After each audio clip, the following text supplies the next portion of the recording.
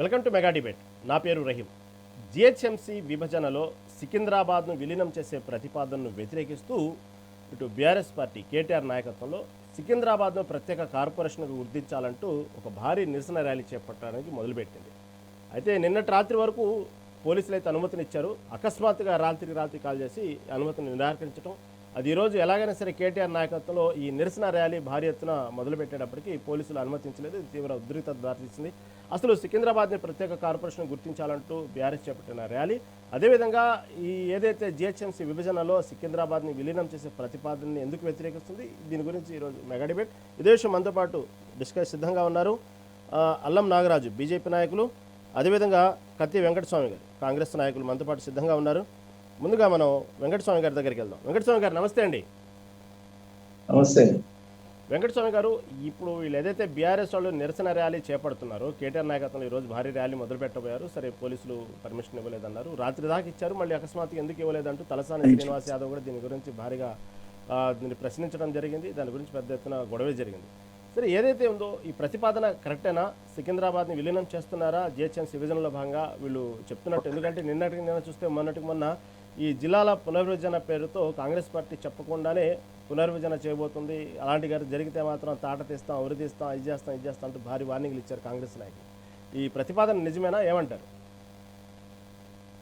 ఏ ప్రతిపాదన అంటారంటే ఇప్పటిదాకా జిహెచ్ఎంసీ అంటే విలీనం అనే పదం విలీనం చేసే ప్రతిపాదన. సికింద్రాబాద్ సపరేట్ గా ఎక్కడ ఉందండి? జిహెచ్ఎంసీ లో భాగమే కదా సికింద్రాబాద్.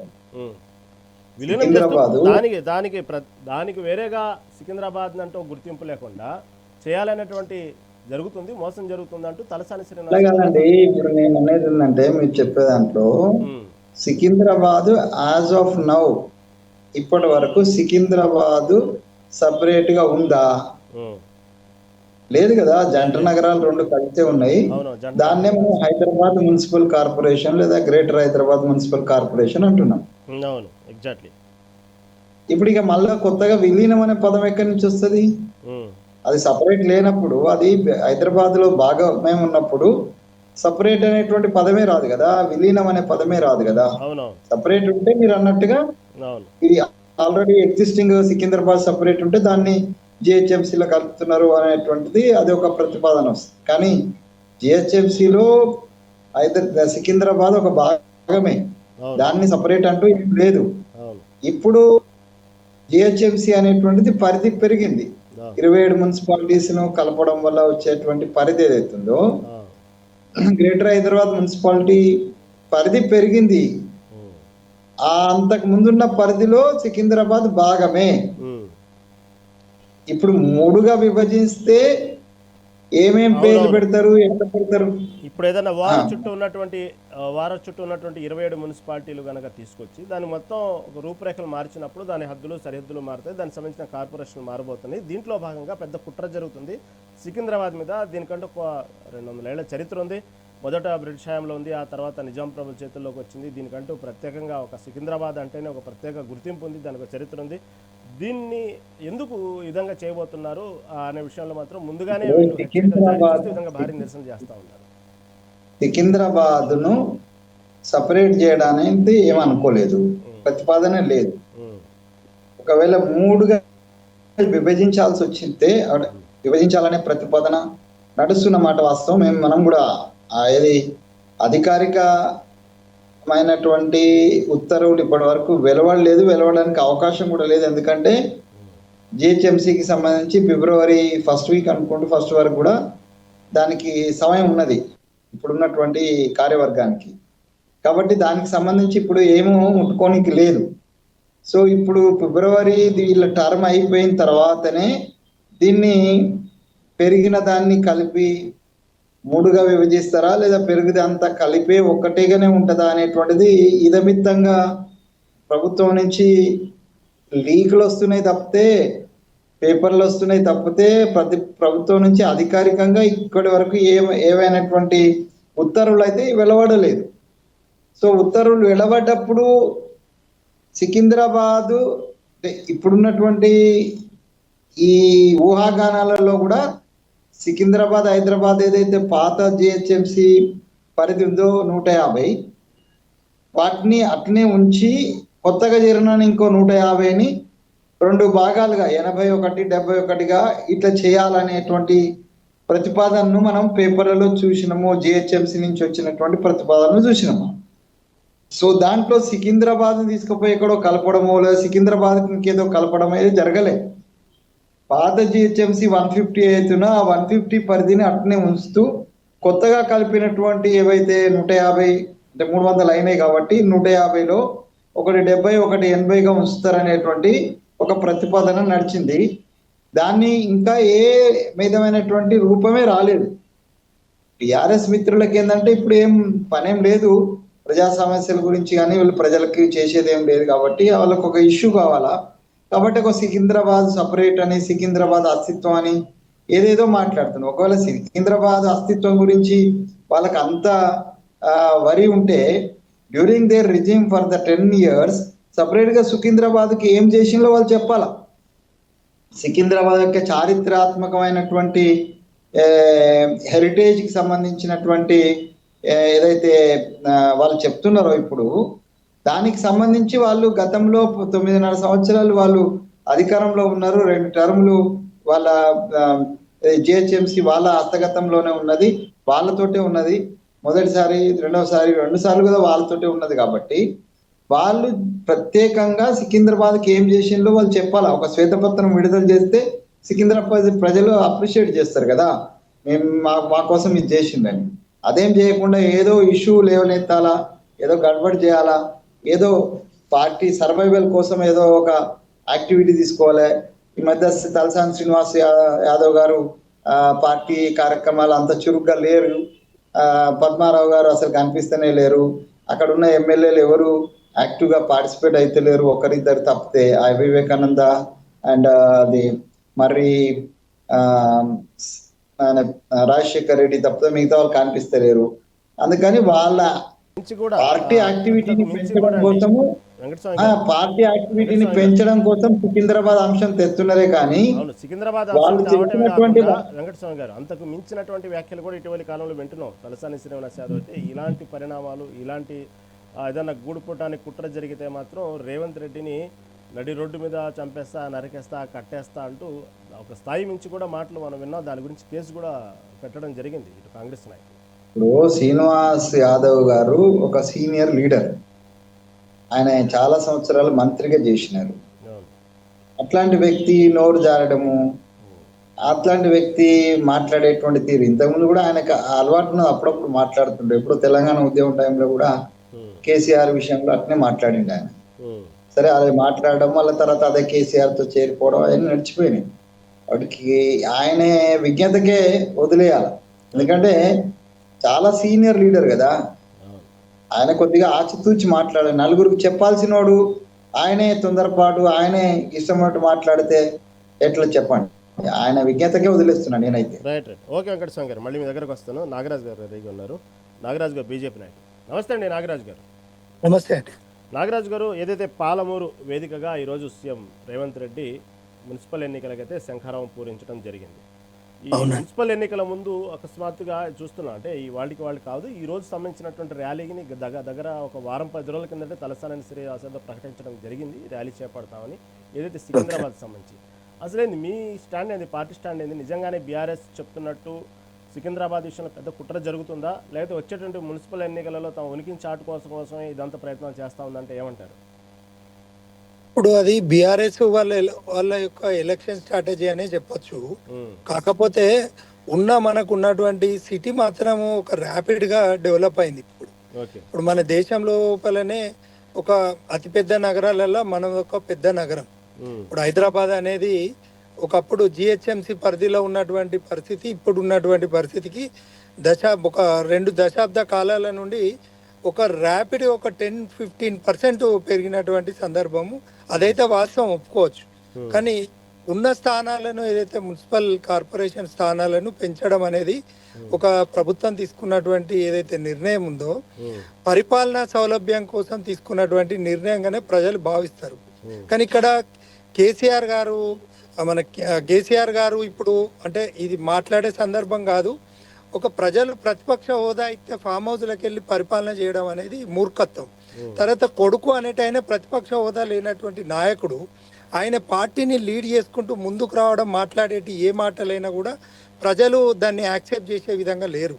ఎందుకంటే ఏది ఉన్నా కూడా ప్రజల పక్షాన ఉండి కొట్లాడాల్సిన ఒక పెద్ద మనిషి ఆయనే కంప్లీట్ ఫామ్ హౌస్లకే పరిమితం అయిపోయి ఇట్లా వీళ్ళని పంపడం అదేంటంటే ఒక అంటే ప్రజాస్వామ్యబద్ధంగా అది దాన్ని ఆమోదించబడ్డ విషయం అయితే కాదు. కానీ ఇక్కడ ఉన్నటువంటి సికింద్రాబాద్, హైదరాబాద్, రంగారెడ్డి ఇక్కడ ఉన్నటువంటి పరిసర ప్రాంతాలు సుమారు ఎన్ని మనకు అప్రాక్స్ ఒక 250 అట్లా మనకు మొత్తం స్థానాలు ఉండే ఏర్పాటు చేయాలనేది ఒక ఆలోచన. ఇంకా సర్క్యులర్ అది పాస్ చేయలేదు. కానీ ఉన్నటువంటి పరిస్థితులలో స్థానాలు పెంచడం అనేది ప్రభుత్వం ఏదైతే ప్రభుత్వాలు ఏదైనా మేము భారతీయ జనతా పార్టీ నుండి ఉన్నటువంటి మేము ఏదైనా ఎక్కడున్నా ప్రజల సౌలభ్యం కోసం చేసే ఏదైనా కూడా ఆమోదయోగ్యమైన చెప్పి నేను వ్యక్తిగతంగా నేను మాట్లాడుతున్నా. కానీ ఇక్కడ బీఆర్ఎస్ వాళ్ళు గతంలో జరిగిన ఎన్నికలలో చాలా దారుణంగా మొత్తం నగరాలన్నీ మొత్తం మునిగిపోతే వాళ్ళ ఇంటికి మేము ఇంత ఫండ్ అలాట్ చేస్తాము, మేము అది చేస్తాం ఇది చేస్తామని బ్రోకర్ ముచ్చట్లు చెప్పిండ్రు. వాళ్ళు ఫెయిల్ అయినరు. గతంలో బీజేపీ మొత్తం కూడా కైవసం చేసుకున్నటువంటి క్రమంలో కొన్ని అక్రమ మార్గంలో వాళ్ళు మేయర్ స్థానాన్ని కైవసం చేసుకున్నారు. ఇప్పుడున్నటువంటి ప్రస్తుత పరిస్థితుల్లో ప్రజలు చైతన్యవంతమైనరు. ఖచ్చితంగా ప్రతి విషయంలో ప్రభుత్వానికి ముఖ్యమంత్రి గారు కూడా సలహాలు తీసుకుంటున్నారు. ప్రతిపక్ష హోదా అయినా అధికార పక్షం ఉన్నా కూడా ఆయన అసెంబ్లీలో ఎంతో ఉందాతనంగా కేసీఆర్ గారు రావాలి, మాకు సలహాలు ఇవ్వాలి అని చెప్పి అంటున్నాడు. కానీ ఆయన చేసిన అక్రమాలు బయటపడితేనో లేకపోతే ఏమో కానీ సైడ్ ట్రాక్ పాలిటిక్స్ చేస్తున్నారు. ఇప్పుడు సైడ్ ట్రాక్ పాలిటిక్స్ చేస్తున్నారు కాబట్టి వాళ్ళు కేటీఆర్ను పెద్ద లెక్కలో తీసుకున్నటువంటి అంశం అయితే కాదు. ప్రజలు ఆయన లీడర్గా ఎవరు కూడా కన్సిడర్ చేయరు. ఎందుకంటే ఆయన మొత్తము అంటే అన్నము కూర అన్ని వండి పెట్టినాక ఒక పల్లెంలో పెడితే తినడానికి అమెరికాకి వెళ్ళి వచ్చి తిన్నాడు. కానీ ఇప్పుడు దాన్ని పార్టీని మీదేసుకొని ప్రజా సమస్యలను మీదేసుకొని ఇక్కడ ఏదో ముచ్చట్లు చెప్తే వినే పరిస్థితులలో ఇప్పుడు జనాలు లేరు. ఆ బీఆర్ఎస్ పార్టీకి ఉద్యమ పార్టీగా ఆవిర్భవించబడ్డది. ఉద్యమంలో రాష్ట్రం సాధించుకున్నాం. వాళ్ళు కుటుంబం లక్షల కోట్లకు అందలం ఎక్కిండ్రు. ఇవాళ ఏ ఒక్క స్థలాన్ని కూడా వదలకుండా అక్రమ అనుమతులు ఇచ్చి ఇవాళ నాలాలు గీలాలు అన్నీ కూడా కబ్జా చేసినటువంటి వ్యవస్థ అవినీతి ప్రభుత్వాన్ని ఇవాళ స్థానికంగా ఎవ్వరు కూడా యాక్సెప్ట్ చేసే పరిస్థితులు లేరు. ఈ కార్పొరేషన్ ఎన్నికల్లో ఖచ్చితంగా వాళ్ళకు బుద్ధి చెప్పే దిశగా ముందుకు పోతారు. ఆ రకంగా ఈ యొక్క బీఆర్ఎస్ స్టాండ్ అది ఉంది. సికింద్రాబాద్ విషయానికి వస్తే సికింద్రాబాద్ అయితే మనకు జంట నగరాలు ఉండే రంగారెడ్డి కొత్తగా మనకు ట్రై సిటీస్ ఇక్కడ ఉన్నటువంటి పరిస్థితుల్లో సికింద్రాబాద్ను కూడా ఒక ప్రత్యేక గుర్తింపు ఇచ్చి దాన్ని ఒక పరిధి తీసుకుంటే తప్పేం కాదు. ఎందుకంటే కేసీఆర్ 10 జిల్లాలను విభజించి పాలించు ఒక నినాదంగా ఒక 10 జిల్లాలను 33 జిల్లాలుగా విభజించి అలా ప్రజాస్వామ్యను దుర్వినియోగపరిచినటువంటి విషయం కంటే ఇది పెద్ద విషయమే కాదు. ఎందుకంటే ఇవాళ హైదరాబాద్ ఇవాళ తెలంగాణకు రాజధాని, అదేవిధంగా ఇవాళ దేశంలో సెకండ్ క్యాపిటల్ సిటీ చేద్దామనే ఒక ఆలోచనతో కూడా ఉన్నటువంటి పరిస్థితి. ఫోర్త్ సిటీ కూడా డెవలప్మెంట్గా ఆలోచిస్తున్నారు. ఇంకా ఒకప్పుడు దిల్సుఖ్నగర్ మనకు కుకట్పల్లి ప్రాంతాలను చూస్తే అక్కడ కనీసం కిరాయిలకు అంటే ఆడ ఇండ్లు ఉంటే కనీసం కరెంటు బిల్లు కట్టుకొని ఉండాలంటే కూడా ఎవరు ఉండలేనటువంటి పరిస్థితిలో ఇలా ర్యాపిడ్గా డెవలప్ అయింది. మొత్తం నగరము విస్తృత స్థాయిగా డెవలప్ అయినటువంటి అంటే ఒక దశల వారీగా అంటే ఇప్పుడు హైటెక్ సిటీ ఉన్నది. ఇప్పుడు హైటెక్ సిటీ కంటే కూడా ఫోర్త్ సిటీ ఇంకా డెవలప్మెంట్ అవుతున్నటువంటి క్రమంలో బుల్లెట్ ట్రైన్లు వస్తున్నాయి. అభివృద్ధి జరగాలంటే కొంత మనకు సికింద్రాబాద్ను కూడా గుర్తించి దానికి ప్రత్యేక హోదా కల్పించి సికింద్రాబాద్ మనం అథారిటీని కూడా మనం మున్సిపల్ అథారిటీని కూడా డెవలప్ చేయాల్సిన అవసరం ఉంది అని చెప్పి నేను కరాఖండిగా చెప్తున్నా. కేటీఆర్ తర్వాత వాళ్ళు బీఆర్ఎస్ వాళ్ళు వాళ్ళ ఇంట్లో కుటుంబాలలోనే లొల్లులు అవుతున్నాయి. ప్రజలకేం న్యాయం చేస్తారు? సంత చెల్లెకే ద్రోహం చేసిందని చెల్లెనే ఇష్టం ఉన్నట్టు తిడుతుంది. మా నాయనని మోసం చేస్తున్నారు, మా అన్న దొంగ ఇట్లా అని చెప్తుంది. ఆమె లిక్కర్ స్కామ్లు ఇరికింది.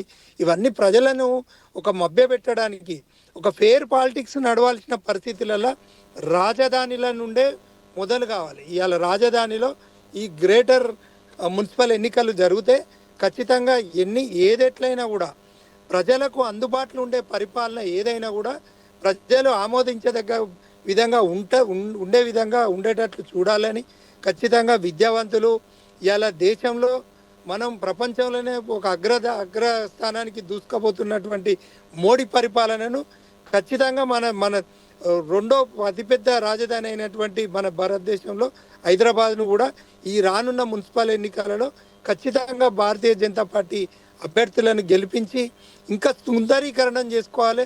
సెంట్రల్ గవర్నమెంట్ కూడా ఇంకా అనేక డెవలప్మెంట్లు తీసుకురావాల్సిన అవసరం ఉంది. ఫండ్ కూడా అలాట్మెంట్ చేయించుకునే దిశగా ముఖ్యమంత్రి గారు తదేకంగా నేను పైరోకార్ని కాదు అని మాట్లాడుతున్నాడు కదా. నిన్న రేవంత్ రెడ్డి గారు కూడా అంటున్నారు కదా, నేను పైరోలు చేసుకోవడానికి నా వ్యక్తిగత స్వలాభం కోసమో నేను వ్యక్తి ఔన్నత్యానికి కోసమో పోతలేను.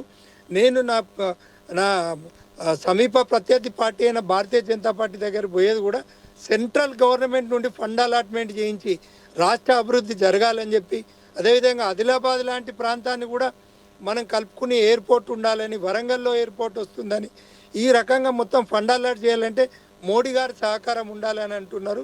అదేవిధంగా మోడీ గారి సహకారం ఉండాలంటే ఇవాళ ఢిల్లీ పొల్యూట్ అయిపోయినటువంటి ఢిల్లీ మొత్తం, ఎందుకంటే వాతావరణం కాలుష్యమైంది, హైదరాబాద్ కూడా ఇరుకు స్థలాలైంది, ఇంకా కూడా ర్యాపిడ్గా ఇంకా మనకు విలీన గ్రామాలను కూడా కలుపుకొని పెద్ద స్థాయిలో తీసుకురావాల్సిన అవసరం ఉంది. ఓకే నాగరాజు గారు, ఓకే ఓకే, థ్యాంక్ యూ అండి. రైట్. వెంకటస్వామి గారు ఒక విషయం, సరే ఓకే, మీరు చెప్పినట్టుగానే సికింద్రాబాద్ విషయంలో మీరు ఏమనుకుంటున్నారంటే మళ్ళీ దీనికి ప్రజల్ని తప్పుదోవ పట్టించడానికా, లేకపోతే వస్తున్నటువంటి మున్సిపల్ ఎన్నికల విషయంలో ఒక స్టంట్ ఈ పార్టీది? అసలు టోటల్గా బీఆర్ఎస్ భయం ఏమై ఉండిద్ది అంటారు? ఎందుకు దీన్ని ఇంత హడావుడి చేస్తున్నారు అంటే ఏమంటారు?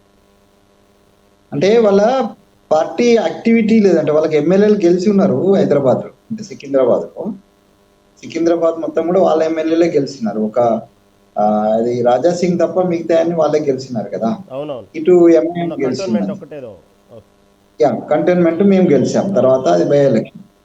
సో ఈ 15 నియోజకవర్గాలలో ఒక నియోజకవర్గం భారతీయ జనతా పార్టీ, ఒక నియోజకవర్గం కాంగ్రెస్ పార్టీ, 7 నియోజకవర్గాలు వచ్చేసి అది మన ఎంఐఎం, అండ్ 6 నియోజకవర్గాలు వచ్చేసి ఈ కాంగ్రెస్ మన టిఆర్ఎస్. ఈ 6 నియోజకవర్గాలలో ఉన్నటువంటి ఎమ్మెల్యేలకు హైదరాబాద్ సంబంధించినటువంటి వాళ్ళకి యాక్టివిటీ లేదు. జిహెచ్ఎంసి ఈ మున్సిపల్ ఎలక్షన్ కు ముందు వాళ్ళు ఒక ప్రిపరేషన్ చేసుకోవాలి కాబట్టి ఇష్యూ ఏం తీసుకోవాలో వాళ్ళకి అర్థం కాలే.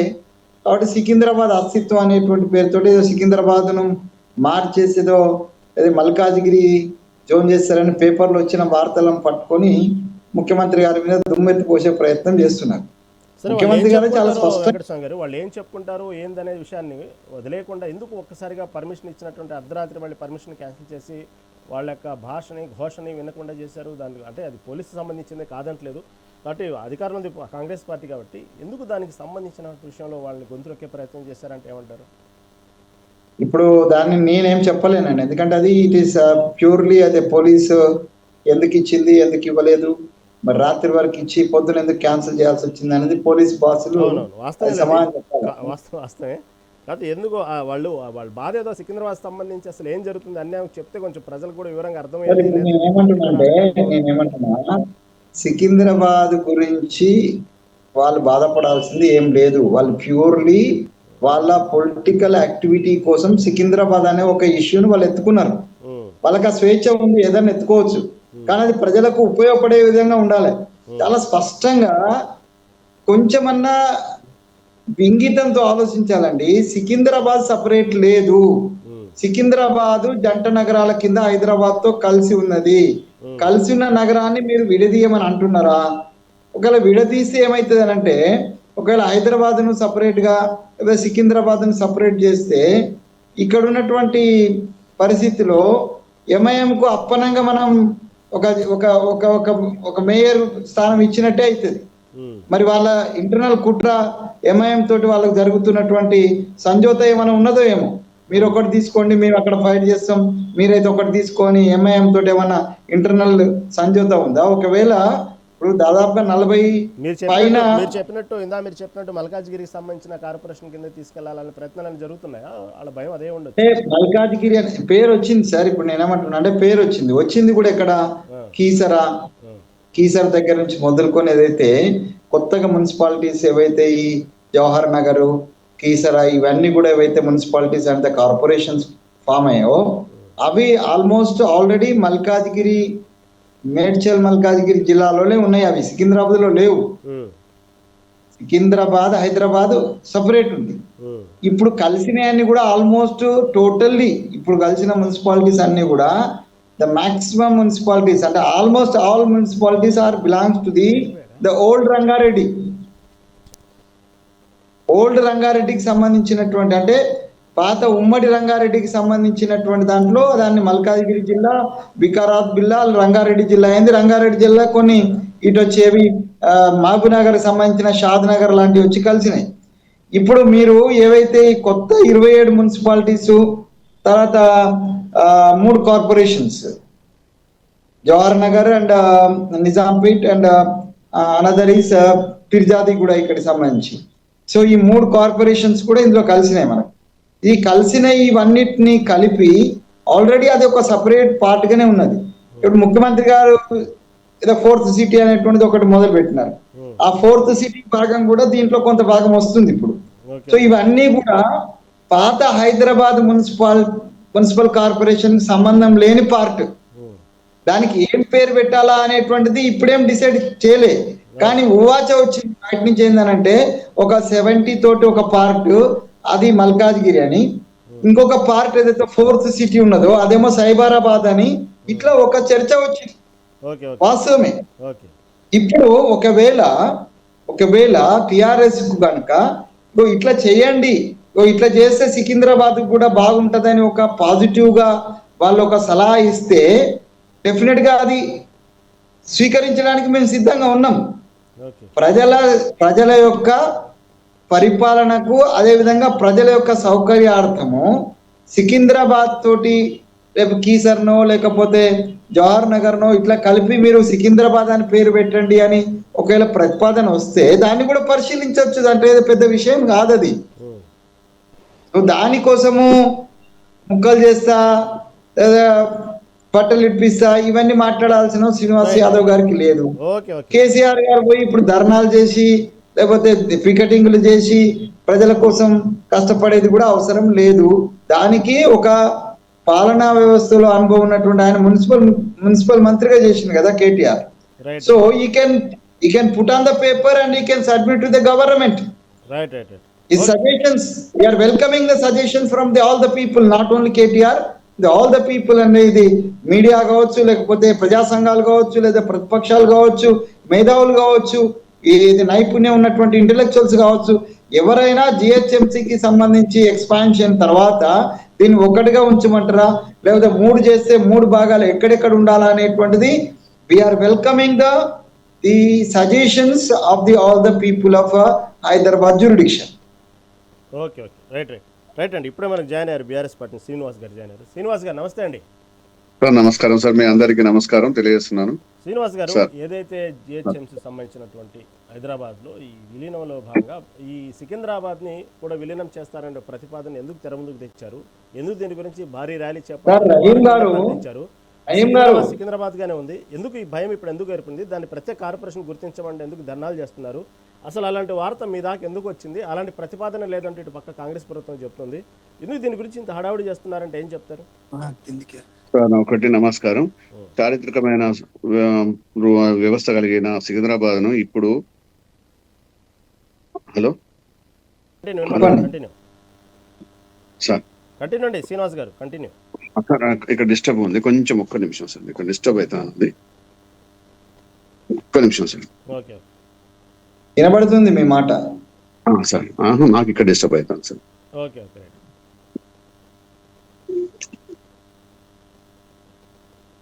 ఆ పార్టీ డిస్టర్బ్డ్ పార్టీ అన్న, ఎందుకే అందులో ఉండడు దారి మీరు. రైట్ ఎక్కడేదో టెక్నికల్ ఇష్యూ ఉన్నట్టుంది శ్రీనివాస్ గారికి.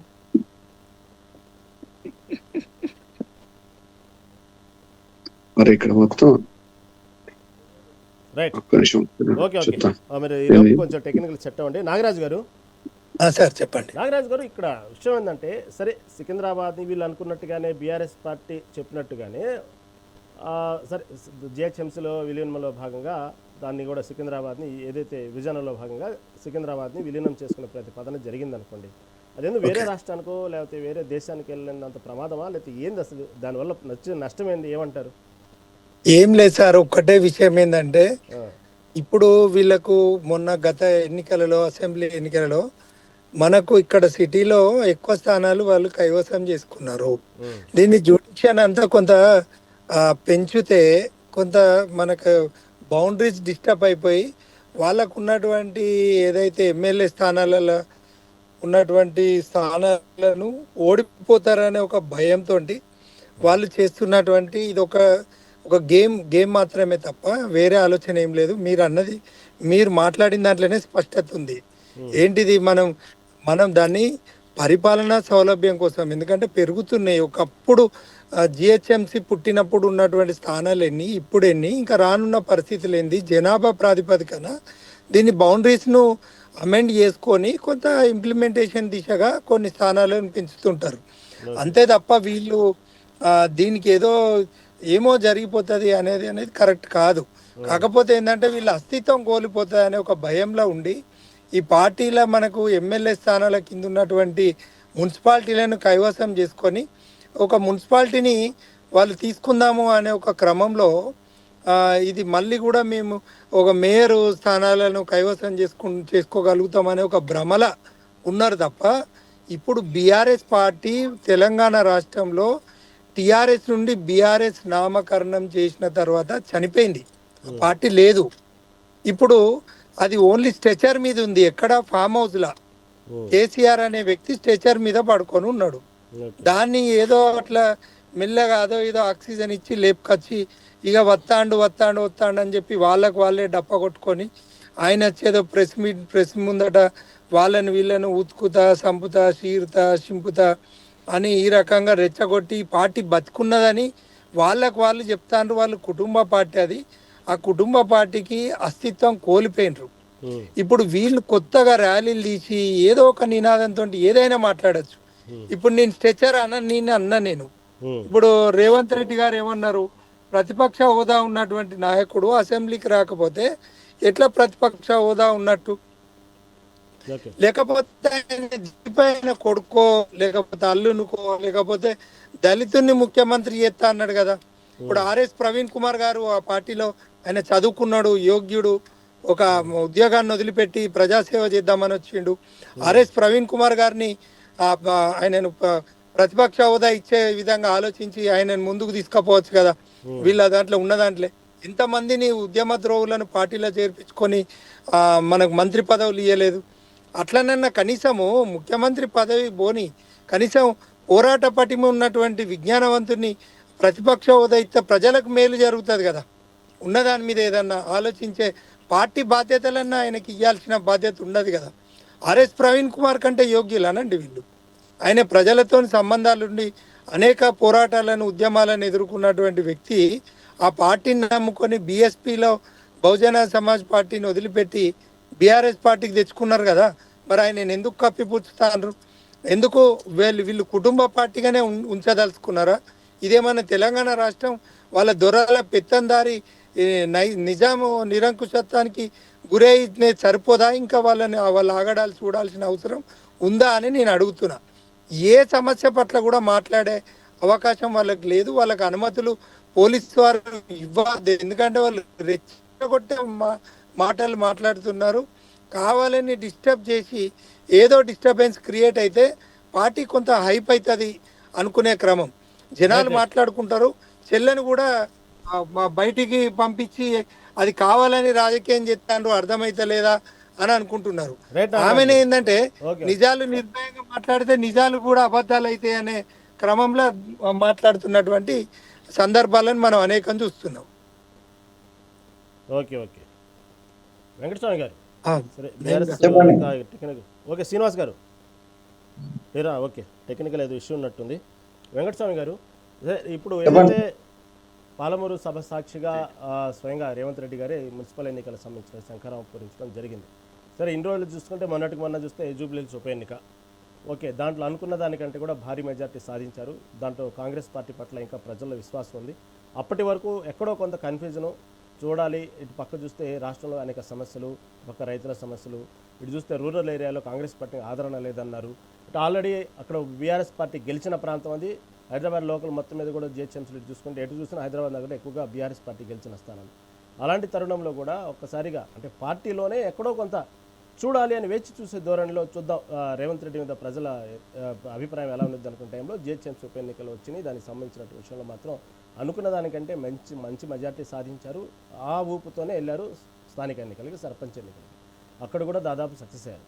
కాబట్టి ఇక్కడ ఏదైతే ఉన్నటువంటి విషయం ఏంటంటే మొదటి విడత సంబంధించిన పంచాయతీ స్థానిక సంస్థల ఎన్నికల్లో వచ్చిన ఊపు తర్వాత 2-3 విడతల్లో ఎక్కడో కొంత డీలా పడింది అనేటువంటి వార్తలు కూడా వైరల్ అవుతున్న నేపథ్యంలో ఇప్పుడు అసలు పోరు సిద్ధమైంది. ఇప్పుడు పార్టీ సింబల్ మీద జరుగుతున్నటువంటి ఎన్నికలు, రాబోయే మున్సిపల్ ఎన్నికలు కానివ్వండి, జెడ్పీటీసీ ఎంపీటీసీ ఎన్నికలు కానివ్వండి, ఇప్పుడు అసలైన మజా ఉన్నది. ఇప్పుడు ప్రజా తీర్పు అర్థమైంది అనేటువంటి ధోరణిలో మీ పార్టీ ఇప్పటికి కూడా అదే కాన్ఫిడెంట్గా ఉందా? ఏమంటున్నారు?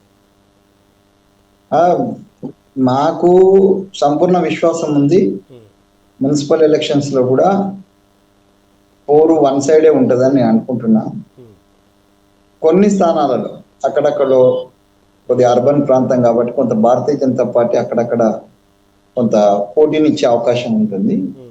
But not for the municipalities ని కైవసం చేసుకుని ఎక్కువ సంఖ్యలో చేసుకునే అంత కాకపోయినా వార్డు స్థాయిలో కొంత పోటీని ఇచ్చే అవకాశము ఉంది. బీఆర్ఎస్ కూడా కొన్ని చోట్ల వార్డు స్థాయి వరకు పోటీని ఇచ్చే అవకాశం ఉంది. కానీ మున్సిపల్ కార్పొరేషన్స్ మాక్సిమం మాకు వచ్చేటువంటి అవకాశం ఉంది. 80 to 90% వస్తాయి అనేటువంటిది మా అంచనా. సో ఆ అంచనాతో మేము ముందుకు వెళ్తున్నాం. మేము విశ్వాసంతో ఉన్నాము. ఇన్ జనరల్ ఇలా మహారాష్ట్ర యొక్క ఎలక్షన్ చూసినాం మనం. మహారాష్ట్ర ఎలక్షన్స్, మున్సిపల్ ఎలక్షన్స్ చాలా లేట్గా పెట్టినారు. చాలా కోర్టు కేసులు అయినాయి. చాలా ఇబ్బంది పడ్డారు ప్రజలు. బాంబే అయితే 9 సంవత్సరాల నుంచి ఎలక్షన్స్ లేని పరిస్థితి, అంటే వాళ్ళకు ఎదురు చూడాల్సిన పరిస్థితి. అయినప్పటికీ కూడా ఏంటంటే లోకల్ బాడీస్ లో జనరల్ గా లోకల్ బాడీస్ అనగానే the local bodies and funding and the development system and the administration system will always depend upon the state government. So state government లో ఎవరు అధికారంలో ఉంటే వాళ్ళకు ఫేవర్ గా ఇన్ జనరల్, అది మా పార్టీ అనే కాదు, ఏ పార్టీ ఉన్నా కూడా ఇక్కడున్నా కూడా స్థానిక సంస్థల ఎన్నికలలో కొంత పార్టీ పరంగా కొంత ఇబ్బందులు ఉన్నప్పటికీ కూడా, పార్టీ కొద్ది పనులు చేయకపోయినప్పటికీ కూడా ఇలా మహారాష్ట్ర ఎలక్షన్లు చూసినా అవుట్ ఆఫ్ 27 ఏదో 25 మున్సిపాలిటీస్ ఇవాళ బీజేపీ గెలిచినటువంటి పరిస్థితి.